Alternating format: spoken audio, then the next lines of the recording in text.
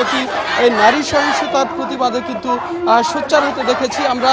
এই মুহূর্তে রয়েছি আসলে শাহবাগে। সেখানে আমরা দেখছি যে সেখানে রাজধানীর প্রায় 31টি কলেজের শিক্ষার্থীরা কিন্তু তারা এসেছেন এবং তারা বলছেন যে আসলে যারা এই ধর্ষণের সাথে এবং নারী সহিংসতার সাথে জড়িত তাদের দৃষ্টান্তমূলক শাস্তির কিন্তু তারা দাবি জানিয়েছেন। একই সাথে তারা কিন্তু আমরা দেখছি যে পুরো শাহবাগ মোড়ে তাদের অবস্থান করা ব্লকেট কর্মসূচি পালন করার কথা তাদের ছিল, কিন্তু রমজান উপলক্ষে কিন্তু তারা যেটি করেছেন যে আসলে তারা জাতীয় জাদুঘরের সামনে যে সড়কটি রয়েছে সেখানে দাঁড়িয়ে কিন্তু তারা স্লোগান দিচ্ছেন।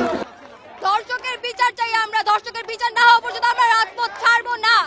ধর্ষকের ওপেন ফায়ার করা হোক, জনসম্মুখে ফাঁসি দেওয়া হোক, এতটুকু আমাদের দাবি। এখান থেকে তারা কিন্তু দাবি জানিয়েছেন যে আসলে যারা এই ধর্ষণের সাথে জড়িত রয়েছে, শুধু আসিয়া নয়, তনু আর সেই সাথে মুনিয়ার হত্যাকাণ্ডের সাথেও যারা এই ধর্ষণ পরবর্তী হত্যাকাণ্ডের সাথে যারা জড়িত রয়েছে তাদেরও বিচারের আওতায় আনার কিন্তু তারা দাবি জানিয়েছেন। তারা বলছেন যে এই বিচারটি এমন হতে হবে যে বিচারটি একটি দৃষ্টান্ত স্থাপন করে, যে দৃষ্টান্ত স্থাপন করবে এমন দৃষ্টান্ত যাতে করে ভবিষ্যতে আর কোনো মানুষ আসলে অন্যায়ভাবে নারীদের প্রতি সহিংস আচরণ করার মতো কাজ থেকে তারা বিরত থাকে।